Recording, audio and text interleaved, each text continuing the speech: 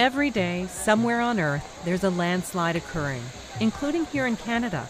Although they happen more frequently in British Columbia because of the mountainous terrain, they can happen almost anywhere. Landslides in Saskatchewan, where you have river valleys. And then we can even look along the St. Lawrence, and where we have very sensitive clays that are deposited. So we see landslides really across the entire country. Landslides come in all different forms: rock slides, mudslides, a mix of soil and rock, and can be triggered in a variety of ways. But it all comes down to this.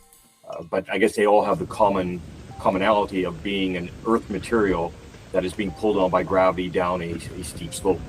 Landslides can develop naturally or can be the result of human-engineered slopes, like a dam, and their triggers vary, earthquakes being one of the big ones, but not the most common. But the predominant trigger is rainfall, heavy precipitation, or precipitation in addition to spring snow melt is even just sort of a double, hit of water in the subsurface. Basically, the physics of it is that water pressure is building up in the ground, and that can affect the stability of a slope. And that might be looking okay for some time, but then you get a heavy rain event, that pressure builds up even more, and a landslide occurs.